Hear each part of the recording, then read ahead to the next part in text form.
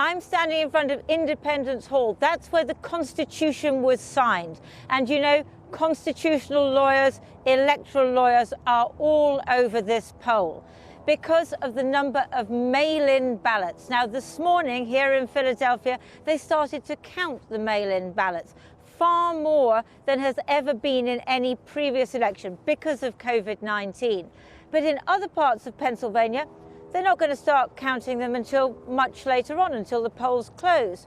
And you know, it's fragmented all over the country when you can start to count votes, what kind of votes are allowed and which ones aren't, drive-in, in-person, and then those mail-in ballots.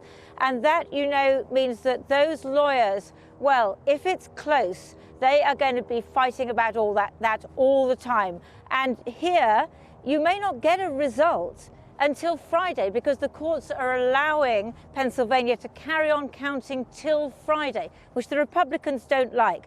Because broadly speaking, the more people vote and the more votes that are counted, the better that is for the Democrats, because they have black people and Hispanic people and young people who frequently don't vote. They want to get them all out. The fewer who vote, broadly speaking, that's better for the Republicans.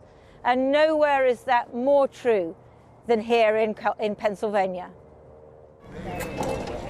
Waiting to vote in Philadelphia this morning, a previously reliably Democratic state went for Trump in 2016.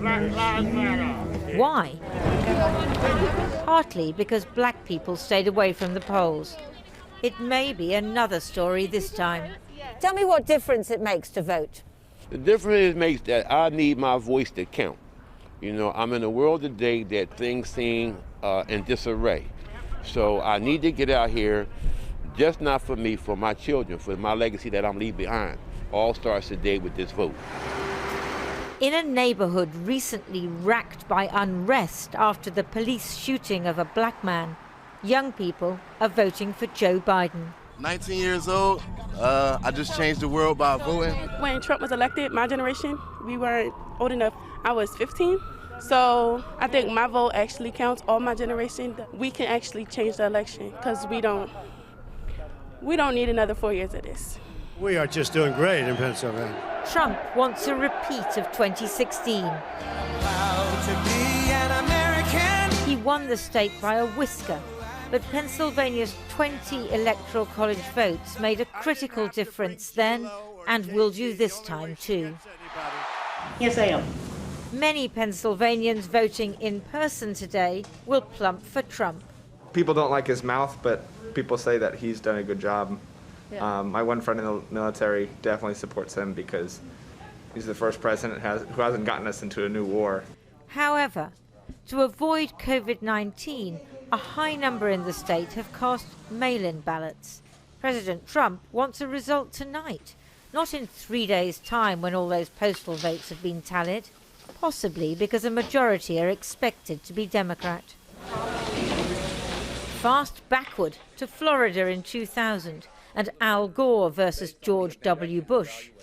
A close vote and the dispute over the validity of ballots caused electoral chaos. We vote! We won't! Florida, like Pennsylvania, has a potentially decisive number of electoral college votes. In the end, a month after polling day, it was the Supreme Court who decided the 2000 election by ordering Florida to stop its recounts. As Americans go to the polls today, they're aware that the act of voting may not be the end of it. Both Republicans and Democrats have marshaled armies of lawyers prepared for endless litigation. Within the last couple of hours, Joe Biden has landed here in Philadelphia, hoping that his home state of Pennsylvania will deliver for him decisively, so there can be no dispute.